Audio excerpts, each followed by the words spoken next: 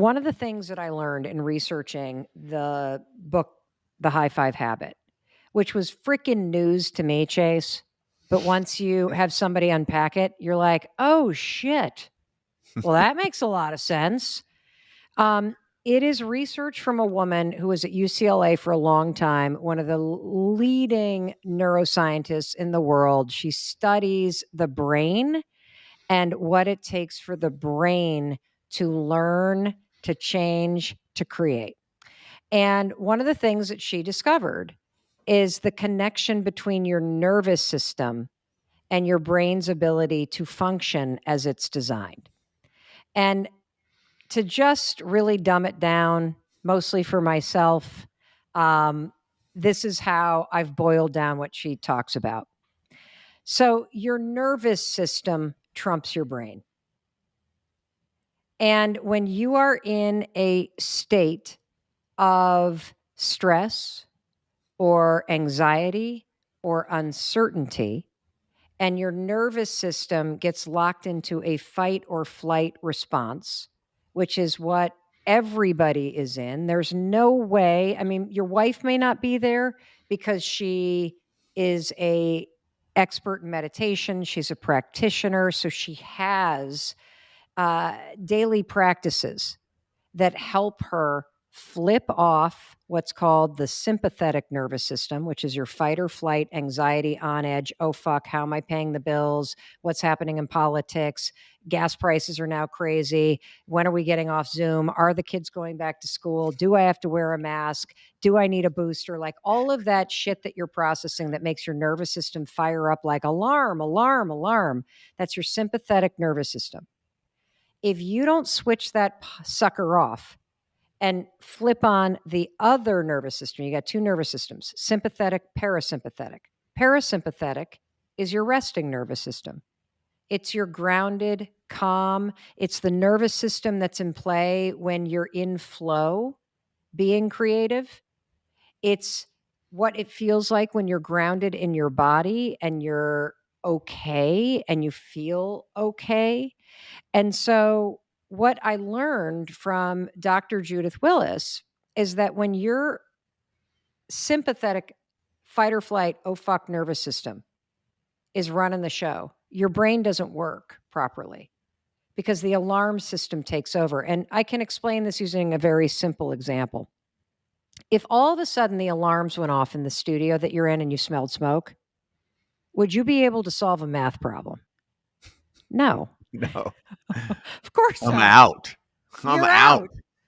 Well, that's basically what it's been like for the last 2 years. The fire alarms are going off and your body, your nose smells smoke. And so your nervous system flips on an alarm. The reason why it's so hard to focus, the reason why you're exhausted by 1 o'clock in the afternoon, the reason why you feel like you're one more thing away from checking yourself in and needing help is because your nervous system is just fried and it's impacting your ability to think clearly. And so there's a simple trick that you can use. And I know you've talked about the vagus nerve a lot on your show.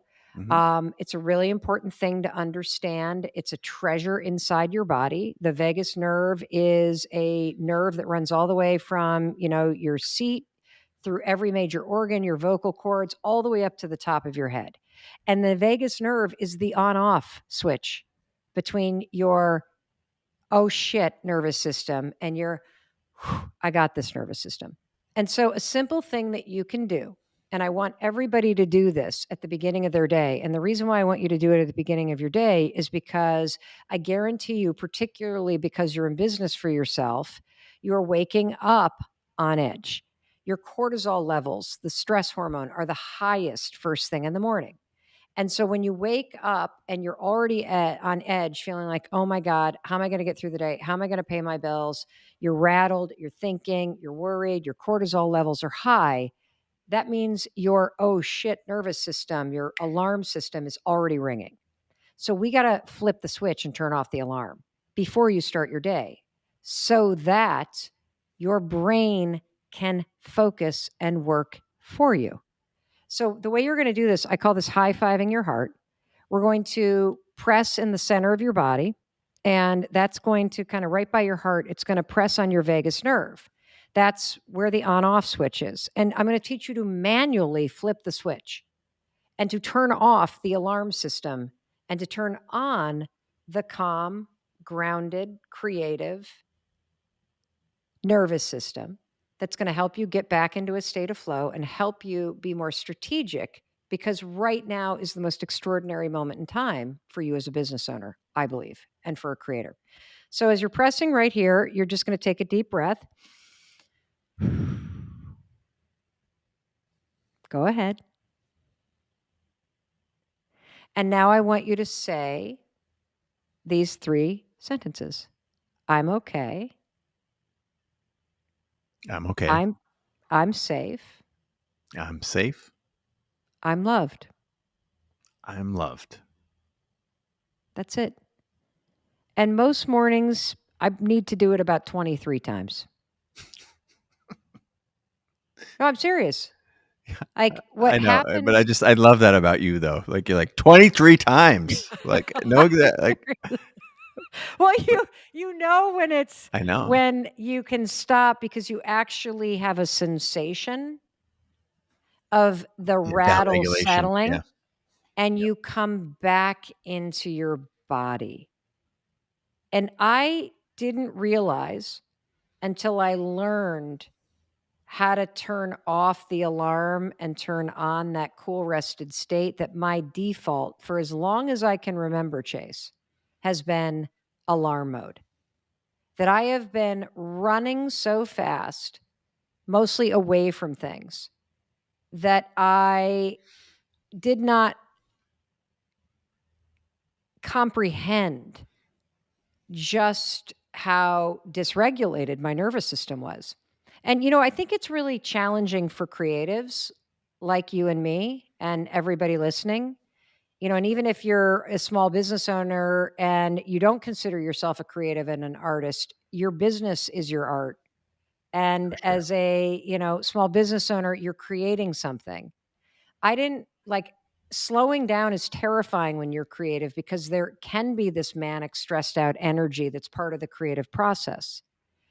And so it was very foreign to me during the pandemic to not be able to run somewhere. I mean, I literally could not go to get a cup of coffee or go to catch a flight or run to Target to run an errand, which I didn't realize was how I was kind of managing all of this dysregulated kind of survival mode energy.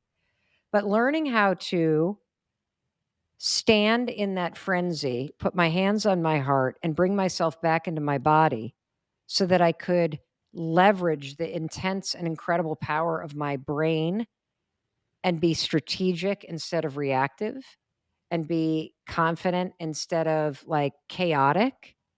It's been life changing. And so I believe that, look, will putting your hands on your heart take away your problems? No, it won't change the circumstances you're dealing with. But what it does is it changes you from the inside out and changes your ability to be calm and to be confident and to be clear minded and intentional about how you face those things. And that changes everything.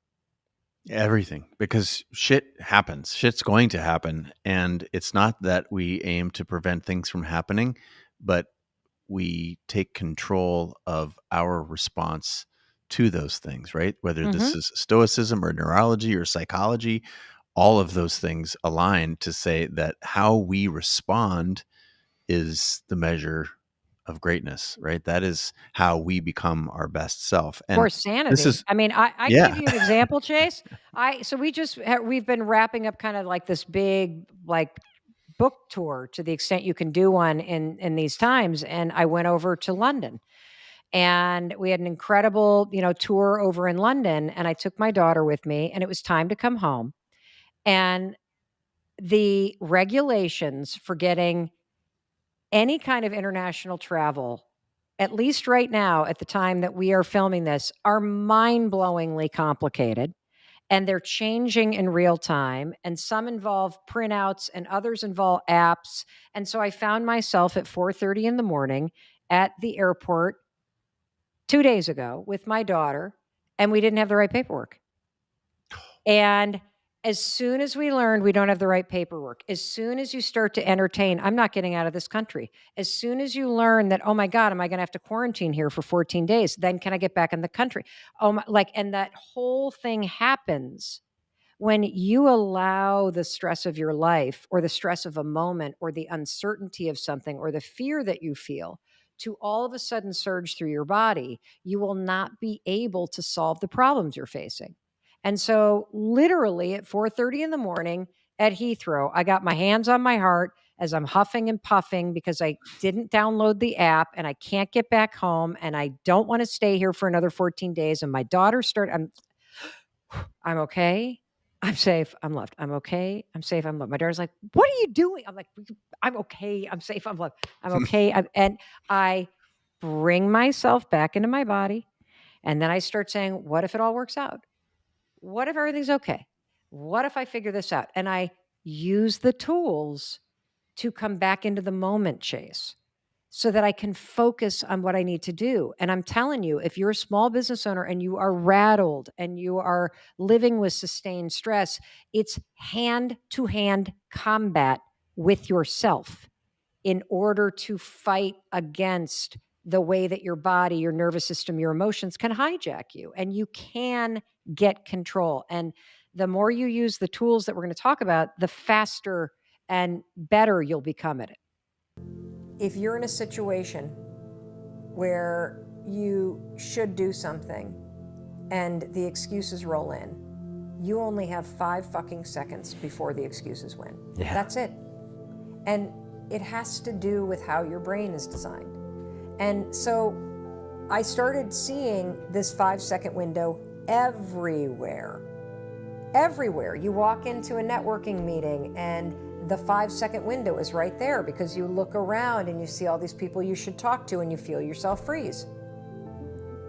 5, 4, 3, 2, 1, and you can start walking. If you're trying to sell something, the 5-second window is always there because you either have a phone you need to pick up and make a phone call or you have a person you need to talk to, but instead of doing it, that 5-second window's right there and the excuses roll in and then you're not doing it. Yep. And so it's almost like we talk ourselves out of it, right? After 5 seconds, like why not to do it? Well, and then it's even more sophisticated than that, which is what I discovered. And what's more sophisticated about it is that you have 2 modes to your brain. You have the prefrontal cortex, which is the mode of your brain. It's the front part of your brain that does all your strategic planning, your decision making, not all your decision making, that's wrong. It does your intentional decision making, conscious decision making. It's what you're using when you're acting with courage. It's what you're using when you are learning anything new. If you've ever taken a standardized test, when you walk out of a standardized test, what do you have? You have a freaking headache because you've been using this part of your brain. That's the one part. The other part is the interior part of your brain, which automates everything. It's where self-doubt is. It's where habits are. It's where automated decision-making is. It's where every negative bullshit shit that we do, it's stuck right here. So what the 5-second rule is actually doing on a very sophisticated level is it's switching off this part and awakening the part that gives you control. And so the problem with our excuses, if you want to get into the brain science, is that if you start to think, and you start to think, I feel tired, or I don't want to, or I'm too stressed out, or now's not the right time, that becomes automatic and it gets encoded right here. So part of the problem with our excuses is that when you stop and think and hesitate, you trigger your brain to automatically talk you out of it. That's the problem. It's not the excuses, it's that your brain has done it over and over and now it takes over. Right. So I invented the world's most powerful cheat code for the brain. One night when I was drunk, sitting in my living room watching television. The question was, what do you do when you wake up in the morning and you're having a panic attack?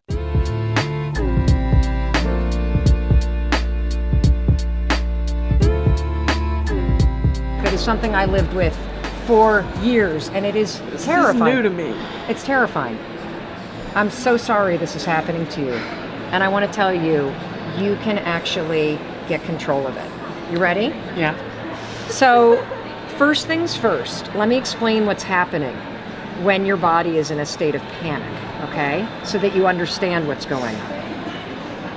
Have you ever been in a situation in your car where you almost get in an accident. Yes. And immediately when that car almost sideswipes you, what happens in your body? You tense up. You have a instant, what's the word? Adrenaline. Yes, Yeah. yes. Like your heart's racing, right? Yeah. And your palms get sweaty. In the situation I just gave you, your brain has context for what the fuck is going on. So your brain goes, oh my God, we almost just got hit by a car. As soon as the car leaves, your body starts to slow down, doesn't it? Right.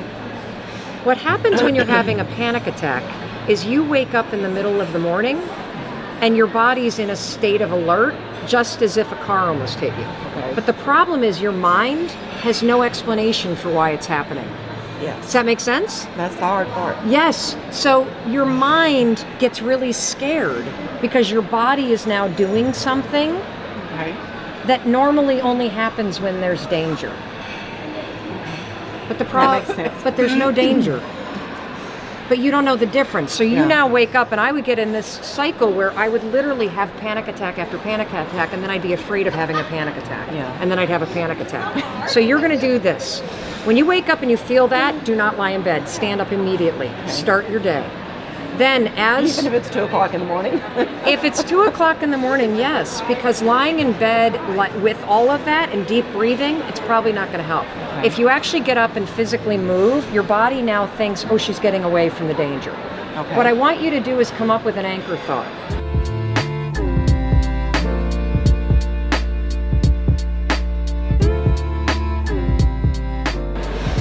What is a thought? Give me describe a place where you feel really happy and centered and grounded.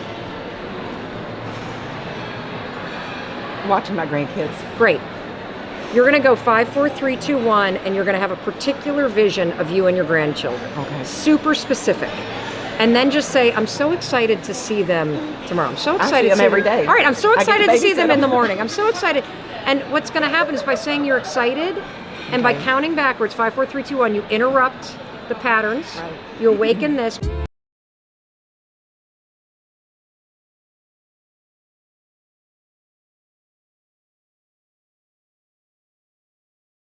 Saying, I'm excited to see my babies. And then you've got a picture of them.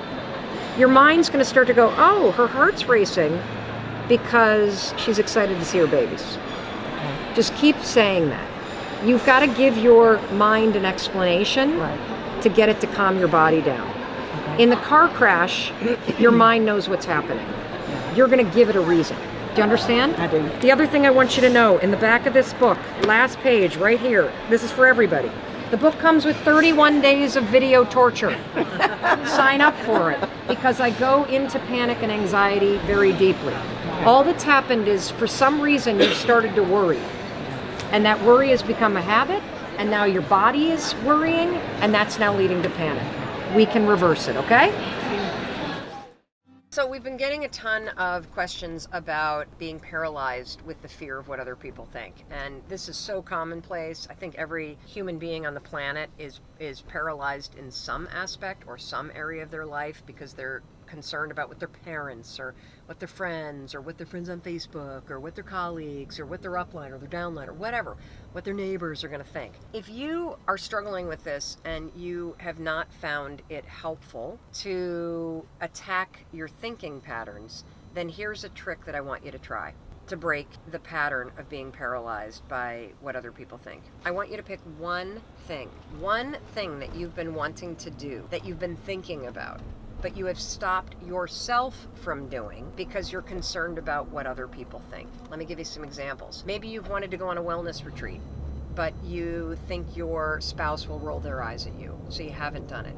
Maybe you have a particular Facebook post or a blog. So many of you want to start a business or start creating art, but you're terrified of putting yourself out there because of what other people will think. Today, we're going to break that pattern. What you're going to do is you're going to pick one thing you've been stopping yourself from doing, and you're going to do it. You're going to do it. And the reason why I want you to do this is because I know that if you're still paralyzed, you have not been able to change your thinking patterns yet. That's cool, no problem. We're going to try a different tactic. I want you to change this paralysis through action. Because if you sign up for that class, if you go on that retreat, if you create your art, if you post that blog post, if you start that business, you will be proving to yourself through the actions that you're taking that you don't care what other people think. Try that today. Let me know, number one, what you've stopped yourself from doing, and number two, what you're committing to doing today. Because one way to break this is to attack the thoughts and change the thoughts and get into action first. The other way to do it is to recognize that you're paralyzed,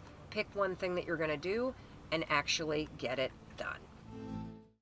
You know, I'm always looking for new ways to explain the power of the 5-second rule and the power of 5-second decisions. And I read something that Tim Ferriss said that really resonated with me. And he had this one line buried in a podcast somewhere that just jumped out, and it's stuck. And what he said is, he said something about how there's a gap between the world and the things that trigger you and your response. And your entire life is that gap.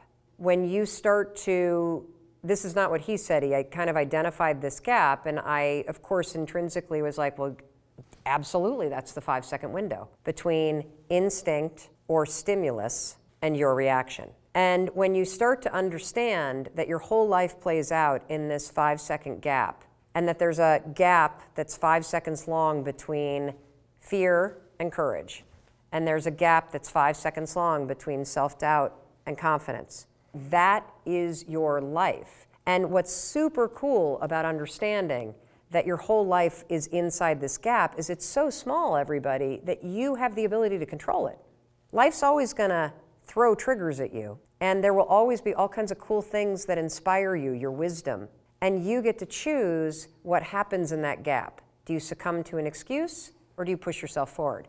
When you start to speak up in business, you'll be shocked at how you start to speak up in your relationships. When you start to make hard phone calls, whether it's in a selling situation, you'll be surprised at how you'll start to close the gap and have hard conversations in your personal life. And so that gap is everywhere, and it's the same everywhere. And when you start to go to work in controlling how you live in that gap between stimulus or idea and your response, that's where the magic is. And that's what you're experiencing. I know that everybody's problem comes down to one pattern you're repeating that you can't see. And that pattern is getting triggered by something that happened in your past that left you with this emotional scar. And so for me, the thing that I always, always, always have to deal with in myself is the fear of disappointing somebody. So if I'm in a situation where I start to feel that, it's an old trigger. And so when you finally have a word that describes in a visceral way this thing you hate about yourself, or this thing that triggers you, or whatever it may be, that's where the power comes, because now you can name the thing that was once controlling you. And so if you can identify, first of all, the pattern you keep repeating that makes you miserable or doesn't serve you or makes you lose your power or has you go numb, then you can start to go back and say, well, where did I first start doing this? And what was the experience that triggered it? Because that's the root of the problem right there. And when you expose all of that, the trigger and the emotional button, like I'm afraid of disappointing people, I'm afraid of disappointing people, I'm not worthy, you know, I'm pissed off that this is happening to me. Now you have the ability to change it forever. You know, I love vision boards and gratitude journaling because they help me think about what I want and why. This journal, it's going to teach you how you make your dreams come true. I created this journaling method a couple years ago because I wanted to stop thinking about what I wanted and actually make it happen. This is simple, it's backed by science, and it's going to help you make your dreams come true with just a couple minutes every morning. Let me show you how it works. At the very top, you write down the time, place, and date. This simple trick gets you present and grounded in the moment. Now notice, this is guilt-free journaling. There are no dates printed, so if you miss a day or two, you're not behind. Next, I'm gonna give you a superpower. This, my friend, is your inner compass. Learning to read your energy is the secret to greater passion, productivity, and living with more purpose. Research from the University of Pennsylvania proves that if you boost your mood in the morning, you actually increase your productivity all day long. These next two questions will help you take control of your energy. which changes how your mind perceives tasks and will make you more confident about the day ahead. And this section right here, it's the secret to having a great day. I want you to identify one project that matters to you today. Not 2, not 3, just 1. When you focus on just one project a day, you leverage the progress principle. It was invented at the Harvard Business School, and it will change your life and help you be more productive so you can make your dreams come true. Research proves you get more done when you focus on less. And every day, I want you to focus on just one thing. After you write down your top project, I want you to write down why this project matters to you. When you know your why, science says you're going to be more inspired and motivated to get it done. Now take that vision and make it your mission. Write down one small action that you're going to take today to move your dream forward. It doesn't matter how small it is, forward is forward. According to research, simply using this section of the journal makes you 76% more likely to go from dreaming to doing. And if you have any other thoughts about the project, here's some extra space to play around with. When you move from thinking to doing, it may make you feel overwhelmed. So let's change that attitude with a little gratitude. Studies prove that grounding yourself in something that you feel grateful for will boost your happiness and your effectiveness. Finally, I want you to write down your quitting time. Yep, you heard me right. Part of your morning routine should be deciding when you're going to stop working at night. If you feel like your wheels are spinning and you don't get anything done, if you have no balance between work and life, if you'd love to spend more time with your family and still feel like the most productive person you know, set a quitting time. This is called Parkinson's Law, and it's rocket fuel for your productivity. Now, let's go over to the next page. Everyone works differently, so this page is designed to work for you. If you love making long to-do lists and checking things off, here's the spot. If you want to plan out your day, there's a timeline on the left. And if you need a place to take notes, here's a place where you put them. So there you have it, the 5-second journal. The only thing that you can do is change yourself for the better and hope that that means that when you change for the better, that your friends and the people that you love and care about are inspired and encouraged to change for the better too. And if you have people in your life that are stuck, they probably are also resigned. They don't believe that their behavior can change this. They don't believe that their attitude can change this. Maybe they're feeling a little beaten down. You have this behavior pattern where you snap. You have this behavior pattern where you yell and you get upset and you make people wrong and you don't mean to. If you are somebody who's ever said to yourself, I wish I could stop yelling, or I wish I could just snap, I could stop snapping. This video is absolutely unbelievable, okay? And the reason why is I explained this research that was so mind-blowing for me. It's called Ghosts in the Nursery. A lot of the patterns that you have that you don't have control over are patterns from your childhood, and they are there because when you were a kid, you experienced people in your life that were tense. Did you ever have a parent that was a yeller? Did you ever have a teacher that was a yeller, or a coach that was a yeller? And secretly in your little kid body, whenever your mom or dad would yell, or your coach would yell, or your teacher would yell, or your grandmother or grandfather would yell, you would feel tense, right?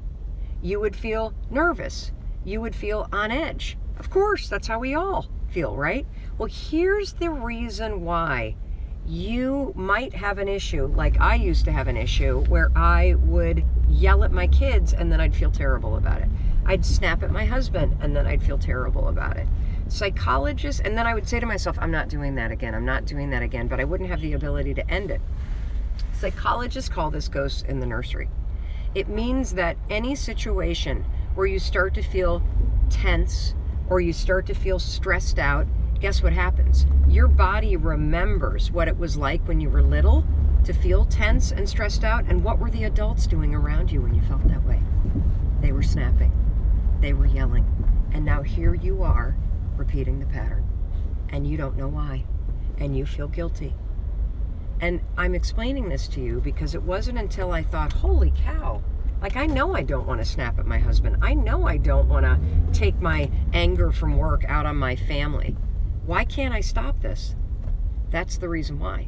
It's because it's a pattern that you remember from being a kid that the adults around you were snapping or yelling or being mean anytime, and when they were, you felt tense and stressed out. So now that you're an adult, when you're tense and stressed out, you repeat the behavior that you witnessed. Crazy, right? So how do you stop it? Well, the first step to stopping anything is to actually understand what you're dealing with. Now that you know you're dealing with a pattern, now all you need to do is basically say, okay, I'm going to put a practice in place that's going to interrupt this pattern. What's the practice? Well, a really good one is before you walk in the house at the end of the day, if you're stressed out, take 5. Take 5 deep breaths. Like, reset your mood, reset your energy before you walk in the house, and you'll be surprised by how much nicer you are to the people around you. Another thing that you can do, and this one's not so fun, is you can train your partner, your kids, your roommates, your family, that if you're trying to get a hold of how you bring stress home, you can train them to say to you, hey, don't take your work stress out on me. When somebody that you care about says that to you, it's a humbling experience. And the person that says it the most in my life is my son, Oakley. The youngsters seem to love to cross-check the adults. So be careful with taking that advice. There was this one morning where I walked into the bathroom and I was standing in my underwear brushing my teeth in front of the mirror. And I looked up at the mirror and my first thought was, ugh. I noticed that my jowls were starting to look like saddlebags on a pack horse at the Grand Canyon. And I had like these crazy lines by my eyes, and my neck was really like kind of saggy, and one boob was hanging lower than the other, and my gray hair was coming in. And as soon as I started kind of critiquing my thoughts or my looks and appearance, then my mind, Rich, started going, fuck, I didn't get that email back to that person, and I got that presentation I need to do, and my God, did that speech just cancel again? What the am I going to do? And then I look down and the dog needs to be walked, and then I think, I got a Zoom call in 9 minutes. Like, I got to get my shit. And before I knew it, my whole mood was low. I felt overwhelmed. I had taken myself down mentally. I just wanted somebody to walk in and be like, Mel, it's going to be okay. Like, you got this, girl. Like, it's lift your head up. You can handle this. I don't know what came over me, Rich. This is pathetic. But standing there in my underwear in front of my bathroom sink, I raised my hand and high-fived my reflection. And I cracked a smile because it's so fucking corny. I even thought of that guy, Stuart Smiley from the SNL skits. Remember that? I'm nice, I'm kind, people like me. Went on with my day. That was it. Snapped a photo, though. No, not that one. Oh, not that one. Not the first time. And then I kept doing it. I did it probably for a week or two. And here's the weird thing about it. I started when I woke up after doing this high-five your own reflection in the mirror thing. I actually started to feel like I was looking forward to it. And here's why. You know, I've spent a lifetime, just like you, standing in front of the mirror. And what I realize now is that when I'm standing in front of a mirror, I'm either critiquing or picking myself apart, or I'm ignoring myself. And when you start to high-five your own reflection, it starts to build a partnership within you, with yourself. When you walk into the bathroom and you see your reflection and you've been greeting it, it's like seeing another person. It's the strangest thing. You start to realize how often you fucking ignore or destroy yourself when you see yourself or beat yourself up. And here's what's also crazy. You have a lifetime positive association with high-fiving other people. Sure. As a runner, as a racer, you have gotten so many high fives, Rich. What does a high five say to you when somebody gives you one? You feel seen, you feel appreciated, you feel energized by it, and it's an exchange of energy. It's not the same, and you talk about this in the book, it's not the same as like self-talk because there's a participation involved in it. There's like a communion aspect to it. Yeah. And, you know, if you think about it, you're so good at celebrating, seeing, and cheering for other people in your life. You plan birthday parties, you reach out to people when you're worried about them, you help out colleagues, you cheer for your favorite sports teams, you high-five people like Rich as they're running races past you, you buy people's merchandise, you do all kinds of stuff for other people, but nobody's taught you how to do it for yourself. Mm-hmm. In fact, the reason why it feels fucking weird to high-five your own reflection is because you've been taught to do the opposite. Why is the default to just beat ourselves down like that? I mean, it is crazy. We would never treat anyone else in our lives, especially the people we care about, the way that we treat ourselves in terms of the self-talk or the narrative or the critique or the, you know, the kind of harshness with which we, you know, judge our appearances, our behavior, the way we, you know, think back on things that we said the other day and just are horrified by our own selves. And it's, I don't know if it's everybody, but Everybody. it's most people. Except for Buddhists. I mean, I think that they're like if you're a big practicing Buddhist, that's a monk. Right. That's like just Why kind can't the default be the good things though? Well, why is it wired you know that why? way? There's cognitive bias. There's a bias towards negativity. And it's a protection mechanism that's a default from evolution, that if you remember the bad shit, you're more likely to spot it when it happens in the future. So you can avoid it. And here's where I think it begins. I believe my theory is that it begins two places. Either you, or that could be both actually, you either learned the pattern of beating yourself up because you had parents or caregivers that were hard on themselves or hard on you. And so as a child, you absorbed that pattern and you now repeat it and you don't even realize it. So those moments you're like, oh my God, I sound just like my dad or my mom. That is an example of a pattern that you've absorbed. Mm-hmm. So particularly for women, we've watched our mothers be critical about their appearance. We've watched our mothers ignore and criticize themselves in the mirror. And so we learn that from our caregivers. So that's one place. The second place that we learn it is when the drive in your life becomes fitting in. Fitting into groups in elementary, middle, high school, college, your neighborhood. That feels safe when you fit in. When you feel like you don't belong, you immediately go into a protection mechanism. And I believe a lot of the negative self-talk is a sorting hat type of mentality that we do to ourselves going, I can't be with those people. I can't be with those people. It's safe to be with those people. And you start to see yourself and the world around you as places where you belong and places where you don't. And part of the criticism, as fucked up as it sounds, that we engage in all the time is don't be too big, don't be too loud, don't show yourself too much, don't have blue hair, don't do this, other people won't like you. It starts as a way to protect yourself from being rejected, but the truth is you develop a habit of rejecting yourself. Right. Meanwhile, you're further divorcing yourself from who you truly are because you're not Correct. giving yourself permission to be yourself. That gets sublimated in favor of fitting in and, you know, accommodating other people and acclimating your behavior around what will be approved of. Yes. So for me, I have clearly a lifetime of beating myself up and tearing myself down and regretting decisions that I made. And in the middle of stumbling through life, instead of being like, it's going to be okay, it's going to be okay, being like, you're really fucked up now, Mel. How does that help? Right. How does criticizing and being hard on yourself help? Confidence is a skill that you can build using simple, repetitive tasks and thinking tools. And you can start building it today. I want you to just settle in for a second, ground yourself in this moment, and I want you to think about what is something that you want to make happen this year in your life.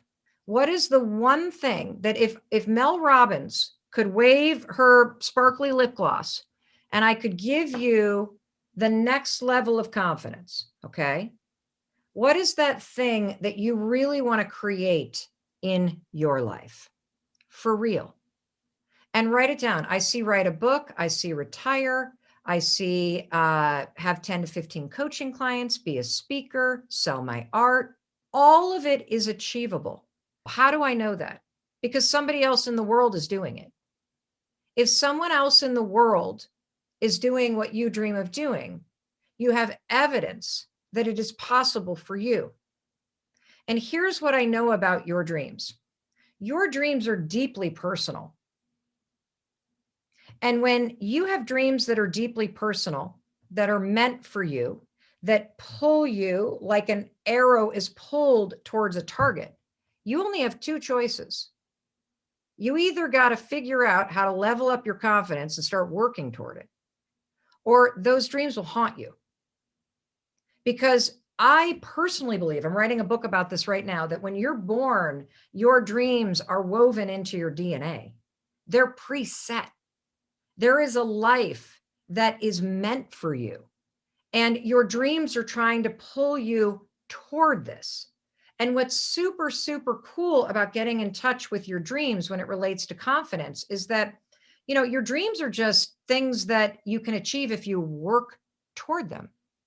And so if you're not working toward your dreams, if you don't have your dreams already achieved, here's what I know. There's something about you that is blocked right now. And that's okay. Thinking about your dreams will haunt you. Getting out of the thinking habit and into the action habit, that is what will change your life. And so here's the next thing I want to do. I want you to now level up even more, because I bet the way that you wrote your dreams down, I bet you even shrunk it a little. I bet your self-doubt and your insecurity made you write a dream that was a little bit smaller than what you actually want, right? I know this because I do the same damn thing to myself. Of course I do. I think about, what my big dreams are, and I go, oh, well, what do I really want? I want my next book to be a massive success. I want it to dominate the bestseller list for at least 10 weeks. That's my big, big, big dream. But what I say is, oh, I'd love to, make the New York Times bestseller list. I shrink it because my self-doubt and my insecurity even starts to block me when I dream. You feel the pull of your dream, but then you say this to yourself: it will never happen for me. There's a relationship between confidence, which pushes you forward, and self-doubt, which blocks you. And this is why self-doubt is such a killer, because you know what you want. You can feel what you want. You are jealous of people that have it. You are pulled toward that thing that you want. And your doubt is blocking you by actively convincing you it won't happen for you. So let's talk a little bit about confidence, okay? First of all, I've already said it's a skill. It doesn't matter if you were born the most insecure, thumb-sucking, abused, pathetic soul of a human being. You can build the skill of confidence. It doesn't matter if you came out of the womb super ego-driven and larger than life and confident and all that stuff. You still have a lot of work to do when it comes to confidence, authentic confidence. So let me talk to you about what is the skill of confidence. My definition of confidence is not belief in self. I love evidence-based advice because I'm kind of skeptical. I looked at the research on confidence, okay? And there's really good news here. The first thing you've already learned, it's a skill. The second thing that you are going to learn that's really good is it's very simple to build the skill of confidence. And you can do it through repetitive actions every day, very simple little things that will slowly build up the reservoir of confidence. And here's the definition I want to give you of confidence. Confidence is the willingness to try. That's it.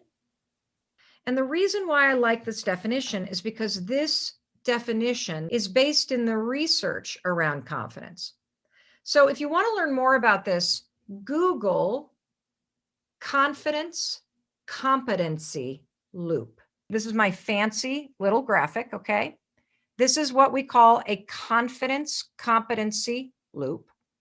I did not invent this. This is something that people who research confidence for a living have created.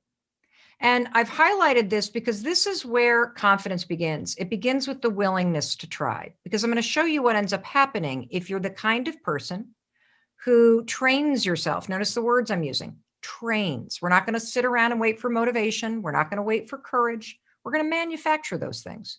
And this is where the 5-second rule is so transformative. All you do is in a moment where you feel doubt, insecurity, fear, anxiety, procrastination, perfectionism, PTSD, OCD, anything that you might possibly have that would rise up to block you, you simply count backwards, 5, 4, 3, 2, 1. Okay. And you got to count backwards, 5, 4, 3, 2, 1. And what that will do is it will shift gears in your mind. Instead of being stuck here in the part of the brain that keeps you stuck worrying and thinking and having a bias towards overthinking and being a perfectionist, you're going to go 1, 4, or 5, 4, 3, 2, 1, and you're going to try. The first time you try, you will fail. That's really good news. You want to know why? You learn by failing. Do you realize that's how you've always learned?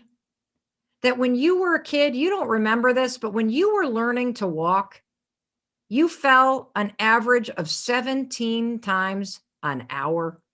And so you learn everything when you fail. Because when you fail, as much as you may think you're going to die, if you stand on a stage, I see a lot of you who want to be coaches or speakers or whatever, you're going to have to learn how to give a speech where you stutter and where your mouth gets really dry and pasty and where you get a neck rash and where you forget what you're supposed to say. You got to do all that stuff. Why? Because when you fail, you don't die. You actually gain knowledge and experience. And that's the gift of failure, because you then take that knowledge and that experience and you go right back to the next time. And then you try again. But this time when you 5, 4, 3, 2, 1 try, you're going to take your knowledge and experience with you and you're going to fail a little bit less. And what you're going to learn there, you're going to take right back to the next time that you try. You 5, 4, 3, 2, 1. You push yourself to try. You gain a little bit of competency for the next time you're going to do it. And every time you gain a little bit of competency, your mastery goes up. And that's when you start to feel more self-assured. And that muscle, everybody, of trying, that is where you build the skill of confidence. What we're talking about is whether or not you're hiding in plain sight. Now, the reason why I want to talk to you about whether or not you're hiding in plain sight is because if you're not the real you, the people who are looking for you can't find you. I'm going to say that again. If you're not living your life, if you're not showing up at work, if you're not going through the process of dating and being the real you, the people who are looking for you can't find you. And the secret to life, and this is so hard to grasp, is to just be yourself. That's the secret. There's only one you. There's only ever going to be one you. There's never going to be another you. And the way you make your mark in this world, the way that you learn how to believe in yourself, the way that you discover the people that you're supposed to surround yourself with, the job that you, or career path that you're supposed to have, is by being the real you. And it's terrifying. I get it. I was a chameleon for a very long time. And when I say long time, I mean like the first 40 some years of my life. And what does it mean to be a chameleon? Being a chameleon means that you adapt to your surroundings and you blend in. That you're scared to let the real you be seen. I mean, think about a chameleon. They hide in plain sight. And so if you are in a relationship like I used to be in relationships and I wasn't even present. I was hiding in plain sight. I was a chameleon. If you were somebody that I was dating and you liked the Grateful Dead, guess what I liked? I liked the Grateful Dead. If you like to eat pizza, guess what I liked? I like to eat pizza. If you like to sit around and watch baseball for 3.5 hours, guess what I like to do? Not really, but guess what I would do and pretend that I would like to you, because I was so convinced that I was not a good person, that I was not likable. I was terrified of disappointing anybody. And it may be hard to believe that because you see me now, but this is how I live my life. And the problem with being a chameleon, and give me a thumbs up if you can relate to this. And here's another challenge I have for you. Let's come out of hiding right now. Tell me, confess to yourself, where is it in your life that you're hiding in plain sight right now? That the real you isn't present? Is it at work? Do you have ideas at work and you just show up and go through the motions and you don't put yourself or your best work out there? Are you hiding in plain sight because you're at a job that you can't stand? Are you hiding in plain sight because you're in a relationship and you know that the person that you're with has all of the power in the relationship? You're scared of upsetting him or her, and so you stay quiet or you don't make the requests that you need to make. Are you hiding inside a body that's not truly who you are? That you're hiding in plain sight and underneath the body that you're in, whether you're way unhealthy, too skinny, or you're overweight and you know that that's not the real you, but you're hiding in plain sight because you're scared to be seen. This is a major issue for a lot of us. And when you think about the areas in your life where you are hiding in plain sight, and please, Tracy, if you see where people are giving me examples, or Audrey, let me hear some examples. Relationships. And school a lot. School a lot. I bet in school you maybe aren't taking classes or majoring in what you really care about. Maybe you're not asking questions because you're afraid to look stupid. Relationships, this is huge. And the reason why it's huge in relationships and where so many of you are hiding in plain sight is that you're afraid of getting rejected. You're afraid of disappointing somebody. You're afraid of rocking the boat. And so you don't. You just blend in like a chameleon does. Now, one of the reasons why I wanted to talk about this is because, as many of you know, in addition to being a motivational speaker, and that's exactly why we're here in San Diego, in literally 20 minutes, I'm going to go downstairs at the hotel that we're in, and I'm going to be giving a keynote address, talking about the 5-second rule and the power of 5-second decisions. In addition to being a motivational speaker, I am also an international best-selling author. I wrote the 5-second rule, which is the #1 selling self-published audiobook in the history of audiobooks. Very, very proud of that. The 5-second rule has been translated into 36 languages, and this is just in 2 years, you guys. And more importantly, we have gone on to partner with Audible, and we put out what are called Audible Originals, which are audiobooks that you can listen to only on Audible, and they're all coaching programs. And so we launched one 3 weeks ago about. It'll be 3 weeks ago, I guess on Thursday maybe, called Take Control of Your Life. It's so cool. It's 10 hours long. It's 6 coaching sessions. And in addition to listening to the coaching sessions where people talk about their greatest fear, and do you want to know what the greatest fear is for most of us? Being seen. We're so afraid to just be ourselves. And I think that the reason why is there is a hardwired need based on survival to be part of a pack. That there is safety in a pack, that when you were little, you couldn't survive without your parents taking care of you when you were little. So it's part of our DNA to want to be accepted and to want to be connected. And when you were little, you start to realize when your parents are angry or when they're upset with you or when your mom's having a bad day or when your dad's in a bad mood, and you start to maneuver those emotional landmines that were happening in your house. And most of us maneuver them by either staying quiet or getting out of the way or being so afraid that we're going to disappoint somebody or set them off that we become very small and silent. And the problem is that when you start doing that when you're little, you carry that into your adult life. And so if you're stuck in a pattern where you're constantly in relationships where you're picking the wrong person, or you're in relationships where you don't have the courage to be yourself, you don't have the courage to say to your boyfriend or girlfriend, when I'm out with my friends, don't Snapchat me 35 times, okay? It's controlling and manipulative and it's making me angry. When you text me and I don't text right back, stop giving me shade, okay? When you keep bringing up the past as a way to manipulate me, it makes me feel bad. You don't even say that. You know what you do? You're a chameleon that hides in plain sight by shutting up. We all do it. And in fact, I was a master at this. I was a master of it, and I can trace it all the way back to a particular instance when I was in fourth grade. When I was in fourth grade, I was molested by another kid while I was sleeping on a family trip. We were on a big ski trip, and an older kid climbed on top of me, and I woke up in the middle of it. And that was not the part that traumatized me, as weird as it is to say that. Looking back and deconstructing the moment, I can tell you the part that actually changed the trajectory of my life.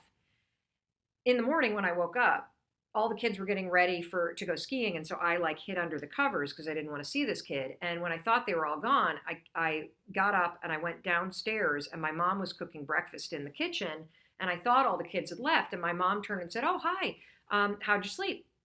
And I was about to say what happened, and I turned and I saw the kid standing there ready to go out the door. And I paused and I became a chameleon. I hid in plain sight. I lied. I said fine. I slept fine. And something happened in that moment. What happened is nothing. Nobody got upset.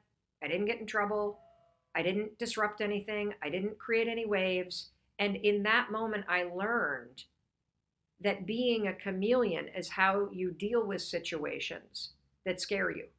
It's how you make sure nobody's upset with you. It's how you stay with the pack. It's how you don't get in trouble. Not that I was going to get in trouble, but this is how a fourth grader processes this stuff.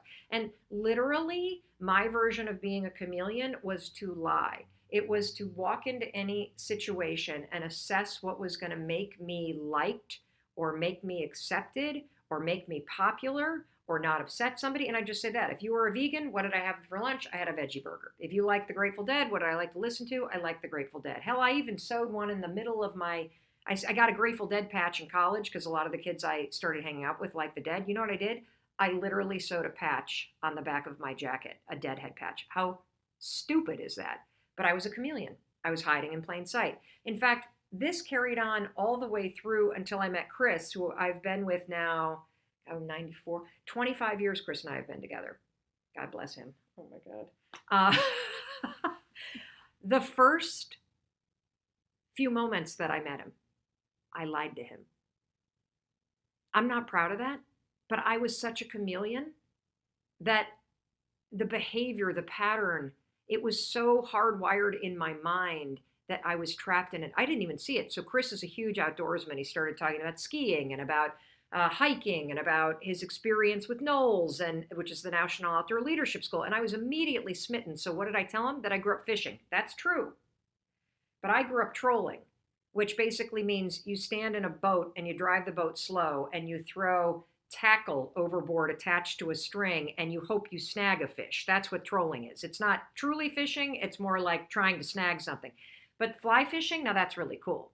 So I told him I grew up fly fishing because he asked me, oh, what kind of fishing? And I said, oh, chameleon, hide and plain sight. I got a guy here that I really like, and he's clearly an outdoorsman, so I'm going to say the cool thing instead of the true thing. I'm hide and plain fly fishing. Now, I tell this story in Take Control of Your Life because how was I supposed to know that Chris's best friend lived in Jackson Hole, Wyoming, and was a fly fishing instructor, and that I would find myself 3 months later on the bank of a river in Utah, meeting his best friend and his wife for the first time, where they pulled out, to my surprise, fly rods, and I had to confess to Chris inside our tent that night that I had no idea how to do it. And Chris, to his credit, laughed at me. I was mortified. And it wasn't until a couple years later when I remembered the incident in fourth grade that I put all the pieces together, that I could see the pattern, that I was a chameleon. I could see the reason why I constantly tried to blend in. But here's the thing you got to understand. If you're hiding in plain sight, the people who are looking for you can't find you. And so has it ever occurred to you that the reason why you're not happy in your job doesn't have anything to do with your job? It has to do with the fact that you're being a chameleon at work. You're hiding. And if the real you were to show up, what I know is something different would happen. You would show up differently at work. That might lead to you leaving your job if you show up differently, or it might make your job more enjoyable. It might make everything shift. Same thing with relationships. You're never going to be in a fully committed, connected relationship if you're hiding in plain sight, because you're not with the right person if you're not being yourself. If you don't have the courage to be everything that you are and everything that you're not, if you're a chameleon in your relationships, you're never going to find the person that you're supposed to be, because the person you're supposed to find is yourself. And if you're constantly with people that you feel you need to hide your real self from, you're not with the right person. You're not with yourself. And so how do you fix this? Well, one of the things that you can do is, because we talked about this extensively at Take Control, the audio project that we just released. And, here's the thing. You're going to have to address a pattern and a limiting belief that has become the default setting in your mind. I had to do the same thing. And in order to stop being a chameleon, in order to stop hiding in plain sight, in order to be fully seen for who you are and who you're not, you're going to have to confront the limiting belief that you're not enough. You're going to have to confront the limiting belief that you're not a good person. You're going to have to confront whatever garbage it is that you say to yourself that makes you hide, because you have made the decision that you, all that you are and all that you're not, is not good enough. And so the thing about breaking the pattern of being a chameleon is that the moment that you start stepping out in the open, you start sharing yourself, you start pushing yourself to do things that are scary, you start drawing boundaries in relationships, you start leaving relationships where you feel like you must be a chameleon. You start leaving situations that make you feel like a chameleon. You stop yourself from lying and you tell the truth, and then you brace for it. When you start to break the pattern of being a chameleon, something incredible happens. By acting in a way that you're willing to be seen and to be heard for who you are and who you're not, you're proving to yourself that you don't have to hide. And as things start to change in your life, the people that are toxic disappear, your work starts to align with who you truly are, what actually happens is all the right things start to find you, because you're now open and able to be seen. So the things that are supposed to come to you, the right people, the right job, the right connections, the right even media and movies and books you're supposed to read, all of that stuff will magically start to appear because now you're out in the open attracting it. We need to stop asking questions, and we need to be a leader in our own life, and we need to make decisions that support our family, that support our safety, and that support the things that we care about. And this all started to go down when we were still taping last week, and Mindy made the decision to get rid of audiences. And there were tons of phone calls back and forth with our production company and with various people about, should we get rid of audiences? Should we not get rid of audiences? What are we doing? What are we not doing? Lots of questioning. I'm sure you're questioning right now. Do you know one of the biggest things that everybody's questioning right now, at least in my friend group, because I've got a 21-year-old who's a junior in college, a 19-year-old who's a freshman in college, and a soon-to-be 15-year-old, is everybody's been relating to self-isolation like it's some big snow day. It's not. And so what everybody is asking each other in my friend group right now is, the kids that are coming home from college, the kids that are home from high school, the kids that are home from middle school, should they be allowed to get together? Should they be on play dates right now?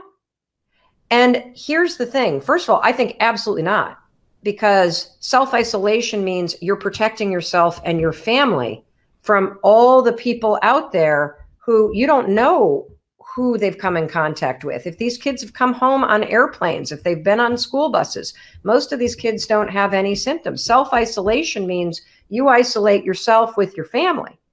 And so to me, the decision needs to be made, because you can spend the next week questioning whether or not you should get a haircut, questioning whether or not you should let your friends come over, questioning whether or not you should get together with the neighbors. And what really needs to happen right now is you need to be able to make decisions that support you and your family. Because when you start making decisions, you move out of thinking and ruminating and stressing and feeling analysis paralysis. And the second you make a decision, sorry, kids, you're going to hate this, but no friends are coming over for 2 weeks, because that's what the leading epidemiologists say. And as a family, we need to isolate. And if we isolate for a week and then we let a friend come in who's flown here from Texas, because that's where they go to college, who knows what they were exposed to on that plane? That's the point of isolation. Now, am I excited for the blowback when our kids are basically told you're stuck with mom and dad for 2 weeks? Nope, not excited for that at all. But in this moment in time, you really need to be making decisions, because that's where the power is going to come. And the other thing is that your kids are going to be looking to you for certainty. And so here's the scope in which I am making decisions with my husband. What do we need to do as a family in order to keep ourselves safe? And what do we need to do as a family in order to keep ourselves positive? And what do we need to do as a family in order to change our routine every day to something new, since we are in a very new and a very temporary moment of time where a new routine to the day helps all 5 of us in our family seize the opportunity that these next 2 to 3 weeks are. Because here's the other thing that I know. There's not a single challenge that you faced in your life that hasn't made you a stronger and better person. And there is no doubt that this is a challenging moment in time. Even if you're not in a hot spot, even if you're not in a country that is not quite in a lockdown yet, this is going to be a challenging time globally. If you listen to the experts, it's coming. And so on yesterday's broadcast, what I talked about are the 3 things that I want you to focus on. So I'm going to repeat them. And then I want you to write in the comments, where do you need to make a decision? Where are you questioning? And questioning what to do is causing you a lot of anxiety. And what decision are you going to make in order to make a decision and take control of something that you're worried about? Where you're going to make a decision even though you know that your family members aren't going to like it. You're going to make a decision even though it means that you are maybe admitting to yourself, Jesus, this is serious. I guess I better stock up on some food. I haven't wanted to admit that. My parents are down in Florida right now. They're making a decision to go back to Michigan. They're not sick, but they have been worried about what happens. What happens if one of us gets sick and we're down here vacationing until May? Forget it. We want to be back home where our community is and where we know the hospital and where we feel safer. So instead of thinking about it, ruminating about it, they're making a decision. I want you to tell me, what decision are you going to make today instead of questioning? And let's see, I'm going to my friend's house because it makes me feel bad saying no. Well, if that's a decision that you need to make, and I see all these people saying the shelves are already empty, then maybe what you need to do is ask for some help.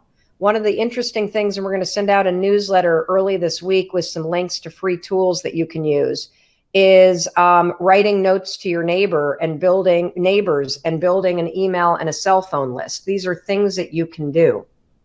Another decision that you can do, just stay home.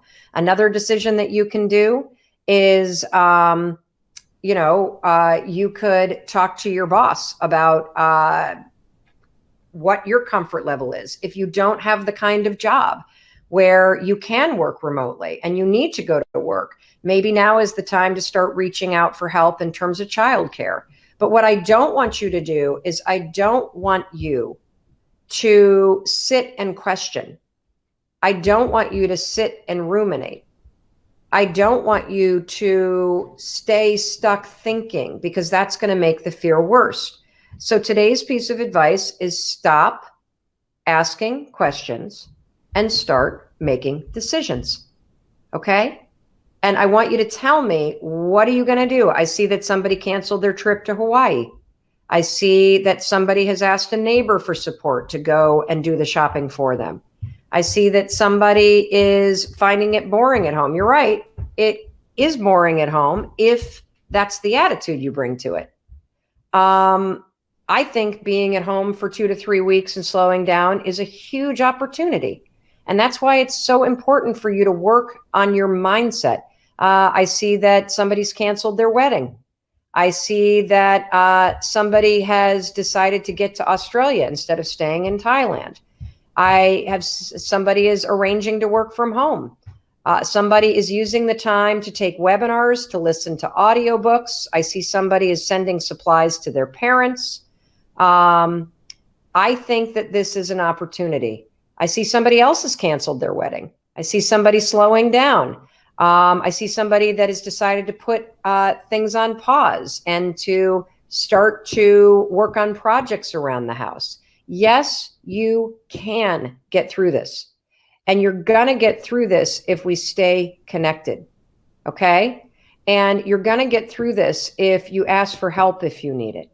And you're going to get through this if you keep your mindset positive, if you keep reminding yourself that you're okay, and if you come at this from a place of being centered from your heart and centered from your kindness and centered from your spirit. I see people starting to paint. I see people doing cello lessons over FaceTime.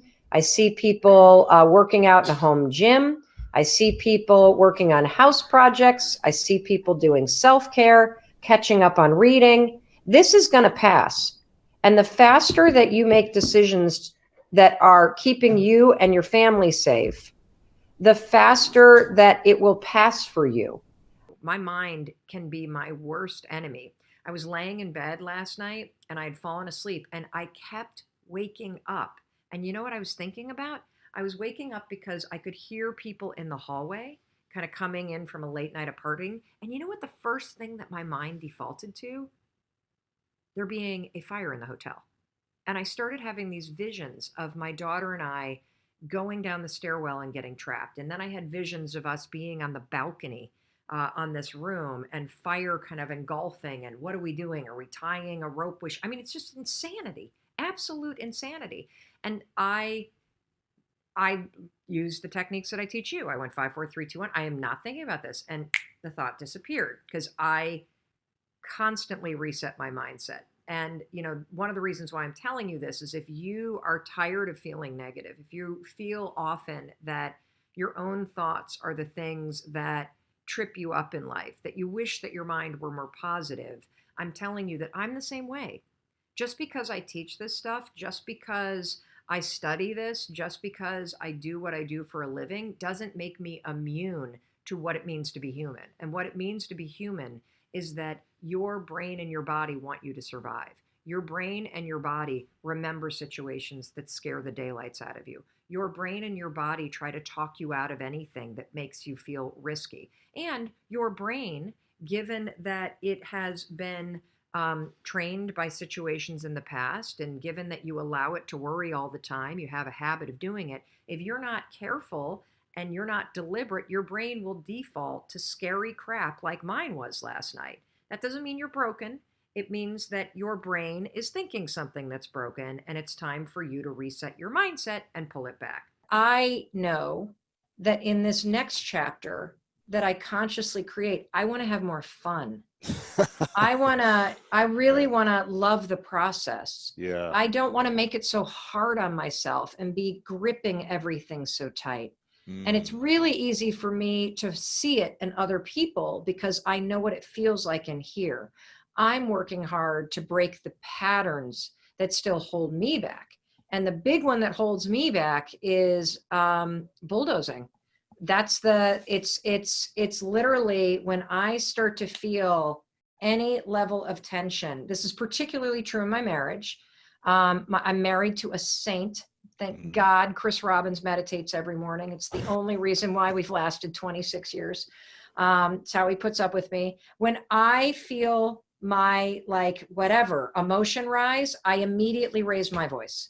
Wow. It's how I assert power in the relationship.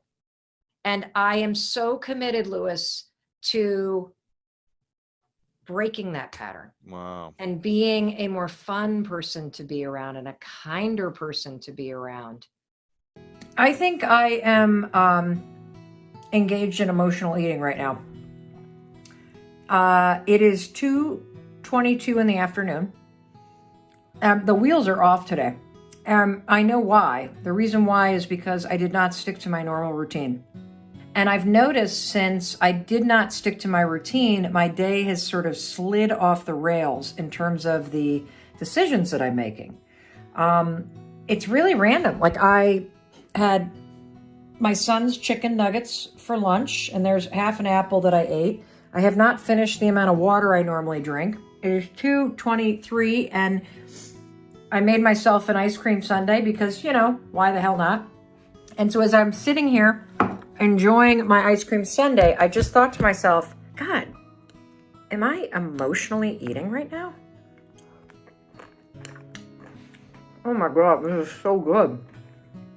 If I really unpack what I'm feeling right now, it's raining, it's freezing.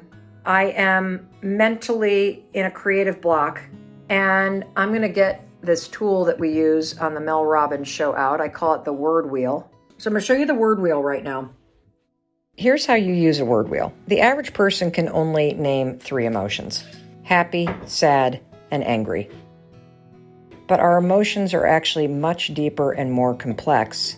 And the secret to getting unstuck or untriggered or freed up in any situation is to find the words that describe what you are truly feeling. So I'm going to start with the core emotion of anger and fear and work out from there. And so as I look at the word wheel, I feel inadequate as a writer. I feel worried that I'm not going to have a creative breakthrough. I feel helpless. The big one is I feel inadequate as a writer. Whoa, big breakthrough. So I am feeding my inadequacy with an ice cream sundae. You know what's interesting? Is simply finding the word that I feel inadequate as a writer. And that makes me feel afraid that the book isn't going to be good, that it's not going to be as good as I want. It's not going to do as well. It's not going to get any accolades or good reviews. It's not going to make a difference in your life. As you identify the feeling, and for me it's inadequate, that sundae doesn't taste very good anymore. Because it wasn't a sundae that I was craving. It was reassurance and comfort from this deeper feeling that I was feeling. Wow, that's powerful stuff. Really powerful stuff. So if you are at a moment where you catch yourself emotionally eating, or you just feel untethered or numb, pull out the word wheel. You can find it at melrobbins.com. And I think you'll find it to be a really incredible tool that will help you locate what you're truly working through. And instead of reaching for an ice cream sundae, which honestly is going to now tank my mood because of all the sugar and make me feel lethargic. If you can identify the word, which for me is inadequate, inferior, worried, frustrated, you can let those feelings rise up, move through them, and then move on.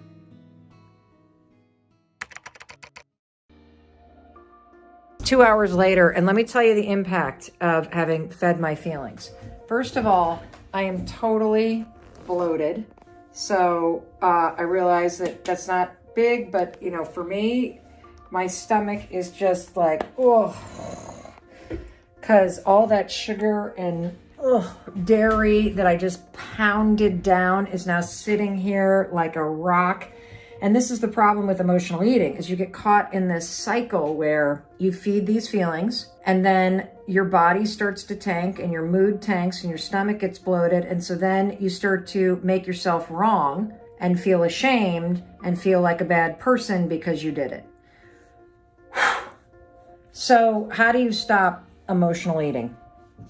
And what business do I have giving any of us advice given that I just did it? Well, I'm going to tell you what I'm going to do tomorrow when I inevitably hit that creative block. Is emotional eating, you know that it's emotional if it's comes on suddenly, if you aren't just craving something, but you are reaching for something that is a treat or that's soothing. And before I do that tomorrow, when my writer's block inevitably happens again, I will take a deep breath and I will ask myself, what am I feeling? Why am I reaching for this food? Am I hungry, or am I trying to soothe or comfort or distract myself? Because I was clearly trying to soothe and distract myself from the feelings that writer's block was bringing up. And now I need to get some gas sex or something, because I got to distract myself from the gas pains that I have from my emotional eating. But, honestly, the discomfort I'm feeling right now, that's not going to stop me from doing it tomorrow. The only thing that will stop this pattern is spotting the pattern and using the tools that I just gave you. Identify what you're feeling, ask you why it is you're reaching for this if you're not hungry, but you're trying to soothe, distract, or reward yourself. You're feeding some feeling. Recognize the feeling, put down the ice cream, go for a walk, choose something healthy, address the feeling. Don't reach for the food. Your mind collects mental lint. That's right. That's all that doubt is. That's all that fear is. That's all that anxiety is. That's all that worry is. That's all that people pleasing is. This is lint from life that is collected in your brain. And you know what? Lint stands for something. Get your pencils ready. You lose inspiration due to negative thoughts. That's all that's happening. You're not broken. You're just blocked. The filter in your mind is blocked, just like a dryer filter gets blocked by lint. And you can't think this stuff away. You got to take action. And the single most effective tool on the planet, hands down, to wipe away the lint in your mind, to wipe away the doubt, to wipe away the fear, to wipe away the anxiety, is the 5-second rule. I'm dead serious about this. When you feel the fear rise up, when you feel the self-doubt start to block, when you feel the anxiety start to take over, when you feel like you're losing the inspiration to move, you're just going to count backwards. 5, 4, 3, 2, 1. I know it sounds dumb, but trust me on this one. Counting backwards, 5, 4, 3, 2, 1, wipes the lint off the filter in your brain. That lint that makes you lose your inspiration to act due to negative thoughts. And once you get to 1, it's clear. So your confidence and your courage can flow right through you. The Dallas Uber driver. Oh. So as somebody who has gotten into countless Ubers, and some small percentage of them know who I am, and then of course they start asking questions. Talk to me about chasing your dreams and this quote that you have that an aha moment does not necessarily lead to an aha life. Yeah, the Uber driver in Dallas that's in this book. I get choked up when I think about him. An aha moment. Why choked up? I get choked up because what happens for me every single day is, and you hear from people every single day, you've got millions and millions of people that are inspired by, empowered by, impacted by your content. There are people out there that use your work as a lifeline, and it is humbling. And what I am really present to in the work that I'm putting out, in the stuff that I'm sharing, whether it's my failures or the things that I'm using that are helping me in my own struggles, is just how much people are holding themselves back and how much pain people feel. Because most folks know what they dream about and what they want. And yet they're spending all of their time and energy arguing against what they want. And so you can have all these epiphanies. I hope that when somebody listens to our conversation and watches this, that they have a massive aha moment. But it's not going to mean fucking shit if you don't take action and do something about it. The aha moment is the door that opens. But your new life does not begin unless you fucking step through the door. And most people, and that's what was so kind of, the simple idea of high-fiving yourself, of encouraging yourself, of supporting yourself. Most people, when you have an aha moment and the door to your new life opens up, instead of going, I got this, let's go, and high-fiving yourself to step forward, most of us go, I don't know if I'm worth it. I don't know if right now is the right time to do this. I don't think I'm good enough. I've failed so many times, I can't go through that door. And that's the problem I want to attack right now. That there is somewhere in your life that you know what you want. You can feel it pulling you. And you are actively arguing against it. You're bringing yourself down. You're beating yourself out. Like, people will cheer for you and me. They won't cheer for themselves. I'm the same way. And so this Uber driver, the story that you're talking about, I get into the car and we start driving, and I'm on the phone as we're driving, and I'm having a conversation with somebody about this daytime talk show that I launched, which was a dream with Sony Pictures Television, and then was promptly fired after season 1. It was a huge fucking failure because we didn't make it to season 2. Huge failure in real world terms. Right. Massive success when it comes to the timeline of my life. And so I'm talking to this person about the talk show. I hang up the phone and this Uber driver comes alive. He's like, oh my gosh, I can't believe you're in my cab. And I'm like, why? And he says, because I want to talk to you about something. I think you can help me. And I'm like, great, how can I help you? And he says, I have a dream of being an Oscar-winning actor and creating opportunities for other Black and Latino men to do the same in acting. And I'm like, freaking fantastic. What the fuck are you doing in Dallas? Right? The guy's 25. And so I go, the game is in New York and LA. I mean, sure, you can act, you can write stuff, you can be here in Dallas, but why are you not in LA? Why are you not in New York? And he's like, you're right. I need to move to LA. I'm like, why not? And he says, I have $700 in my bank account. And I'm like, that's freaking fantastic. You have $700 in a car? Dude, drop me off and get driving. What are you waiting for? And so we have this whole conversation, and I write about it in this book, where I am actively arguing for his dream, and he is actively arguing against his dream. And what is so sad is throughout this conversation, Tom, he's like, you're right. $700 could get me there. You're right. I am only 25. You're right. If I keep thinking and thinking and thinking and thinking about what I want to be doing, I'm not only going to drive in circles, my whole life is going to spin in circles as I think about what I want and I don't do shit about it. And then you are going to find yourself not at 25, but at 45 or 65, and you're going to be so filled with regret that you never fucking put a bet on yourself. And so this conversation ends with him declaring that he's going to go to California and me giving him a bunch of tools that I talk about in this book. And the point of the story is, does he move or not? I don't fucking know. The point of the story is, it's so easy to see what somebody else should do. It's so easy to cheer for somebody else. We all do that, right? We cheer for our favorite sports teams. We follow our favorite influencers and authors. We plan birthday parties for our friends. We take on extra work from our colleagues. We support everyone around us. We do not know how to do it for ourselves. I have been practicing this habit for a little over a year. And it all began in April of 2020. And this is not something that I was like, okay, I got to write a book. It's got to have a 5 in it. It's going to be 5 years since I've written a book. Thank you, dyslexia and ADHD. What am I going to write about? That's not how this happened. The high 5 habit saved me.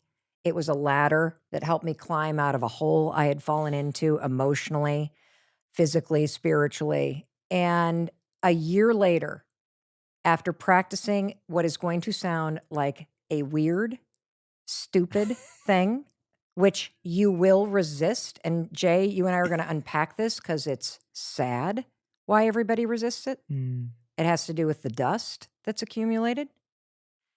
And I will tell you, after a year of practicing this, I don't even see a face or a body.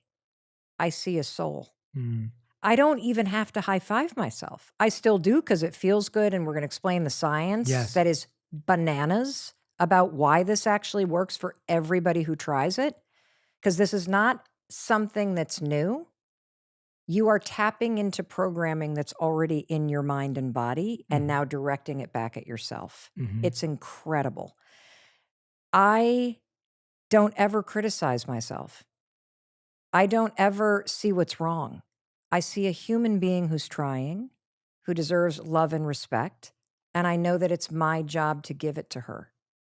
You know, the 5-second rule, which I created, I don't know, over a decade ago, that's gone on to help me change my whole life. It's a little starting ritual and a brain hack that you can use to help yourself take the actions and change the thoughts that change your life. It helped me be more productive. It helped me get stuff done. The high five habit has changed who I am. It has deleted a lifetime of criticism and negativity from my mind, and it has reprogrammed the soundtrack to be somebody that's supportive and a cheerleader. It's extraordinary. I am in the middle of working on my next book. It's called The High Five Habit.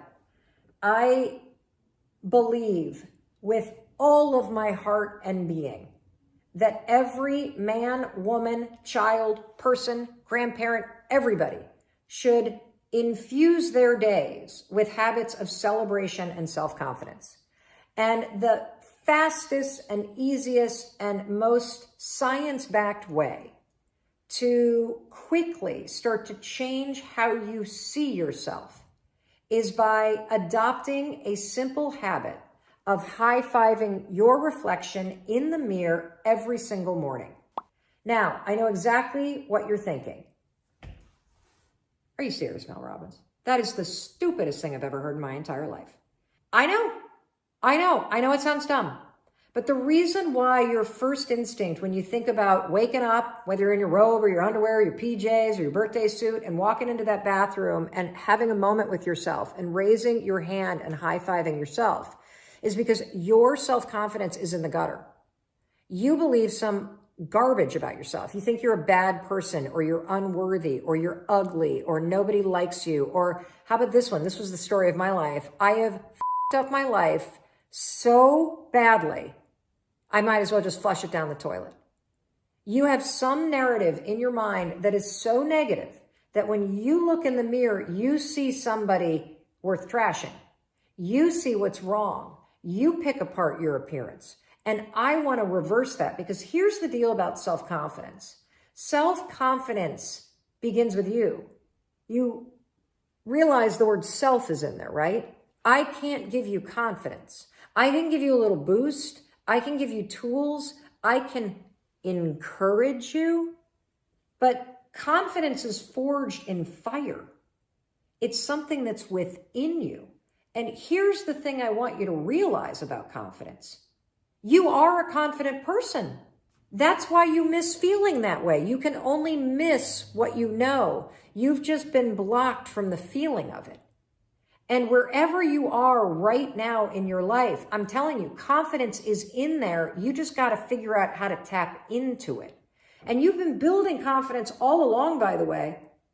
Every time that you have fallen on your face, or you've tried something and failed, or you've gone out and thought you found the love of your life, and then your heart's broken, and then you pick yourself up again, and then you dust yourself. You're building confidence the entire time, because confidence is not built on the high days. Confidence is built on the low ones. Confidence is built when you are struggling.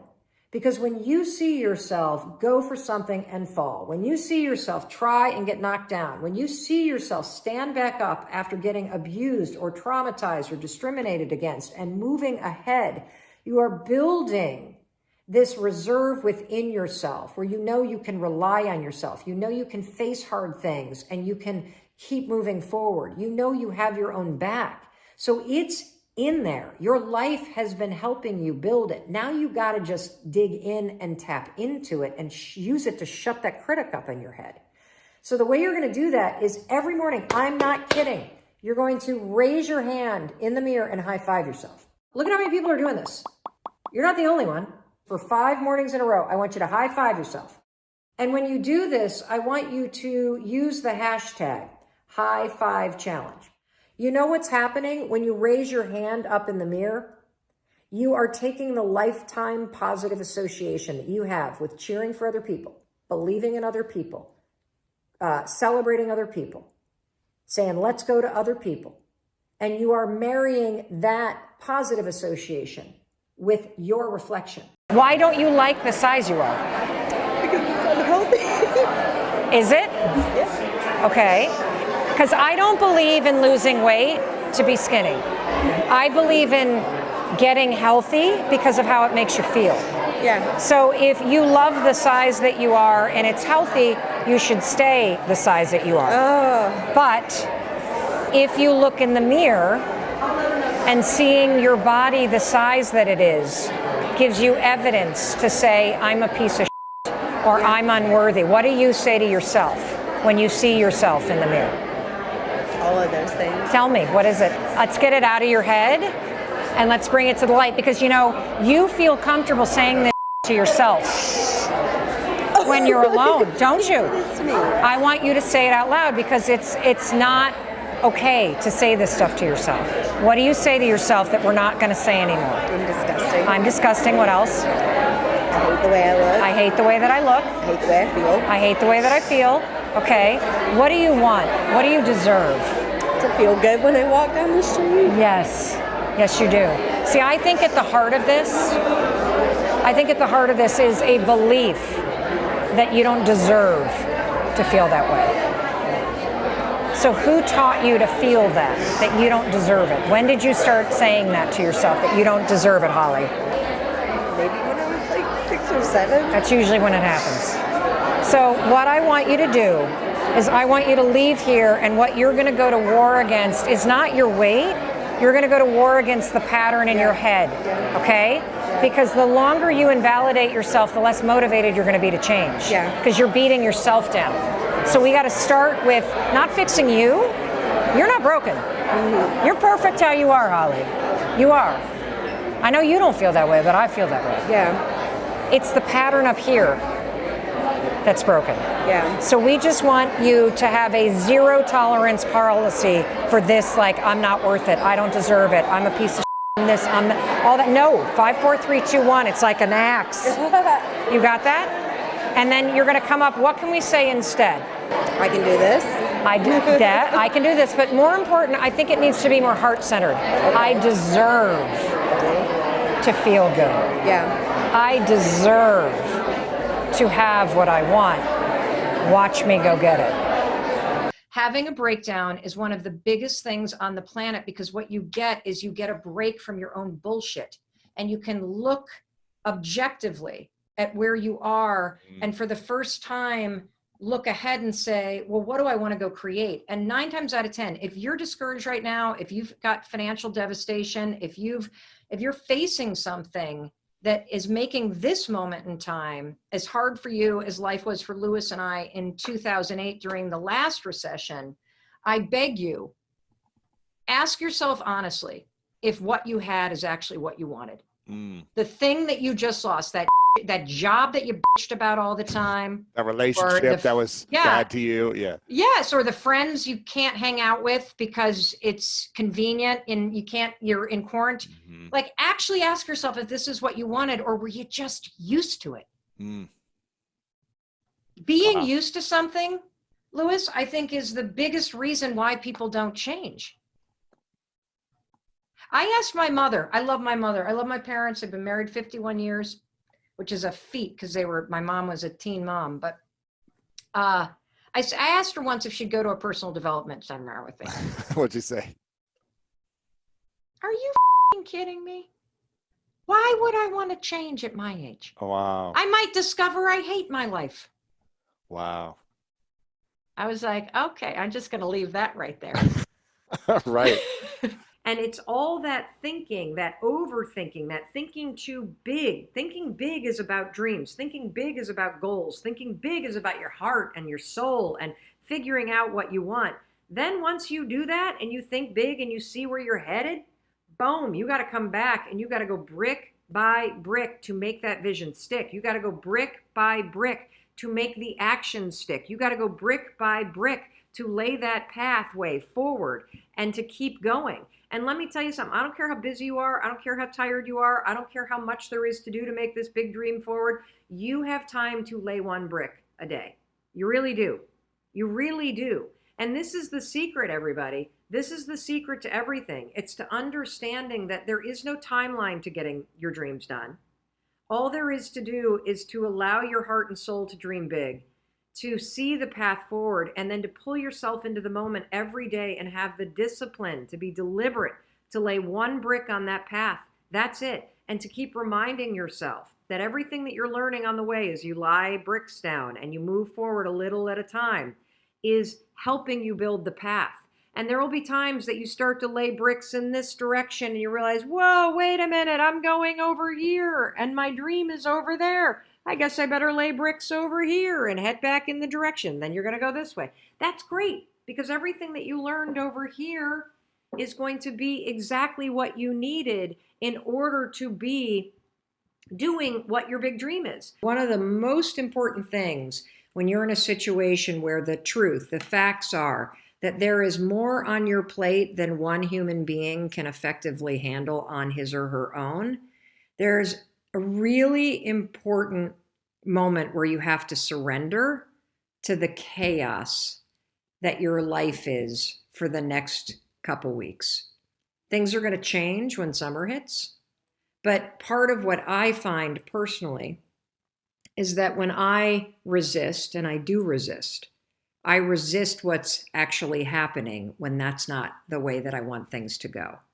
And so if you start complaining or you start bringing extra weight to all of the things that are going on, it's going to make it feel even more overwhelming.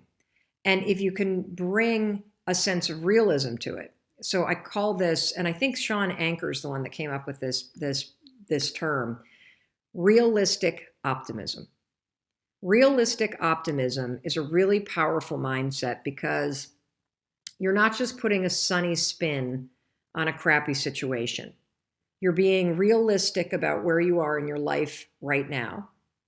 And you are still maintaining an optimistic point of view.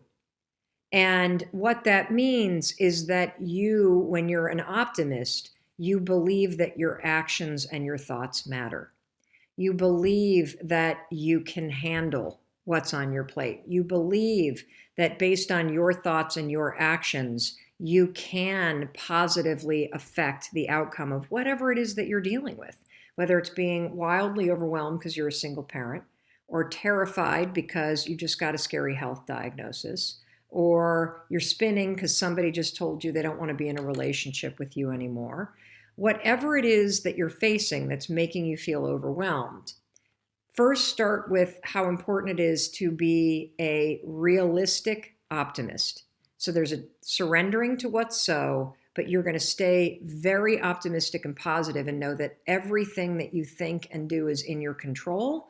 And that when you know that your behavior matters, it gives you a sense of empowerment that's proven by research. Super duper important.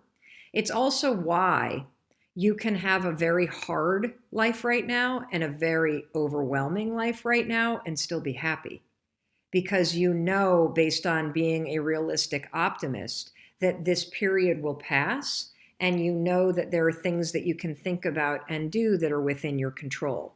You'll get the day where you celebrate, and that was yesterday, and you'll have that moment where you cannot believe that you actually got into the school that you wanted, or you got the job that you wanted, or you found the person that really compliments you finally, or that you got the raise that you wanted, or you built the house that you've always dreamt of. And then a funny thing happens after you actually achieve the dream. After you celebrate, life goes right back to the way that it was. And for me, what I'm present to is not the fact that this talk show is actually happening. I'm focused on all the work that I now need to do in order to do the talk show as powerfully as I can. And I think that the point that I'm trying to make about the fact that, yeah, you can achieve all the things that you're going for, but I've even noticed already in just 24 hours, like the crazy rise in emotion and excitement has already been replaced with things are back to normal. That is exactly what psychologists talk about when it comes to happiness, because happiness is not about achieving things. It's not about getting the result. It's about how you pursue the things that you enjoy and why you're pursuing them. And so the key to life, and I'm seeing it happen in my own life, is not actually checking the boxes and getting all those things that you dream about. It's how you go about living your life as you're pursuing them. Because if I were just gonna like, boop, check the box and now I'm done, biggest goal of my life to have a daytime talk show, just achieve that, boop, what do I have to look forward to? Nothing if you've already achieved it, which is why it's so important for you to understand that the real meaning of happiness is about how you show up every day. Yes, you should have big goals. Yes, you should have big dreams. Yes, yes, yes, and yes, you should pursue them. But don't ever think that, quote, making your dreams come true is what actually makes you happy. Because what actually makes you happy is having those big dreams and waking up every morning and doing a little something to push yourself to make them happen. It's about the pursuit. Hey, it's Mel. Thank you so much for checking this video out. And if you like this one, I have a feeling you're going to like this one too. I'll see you there.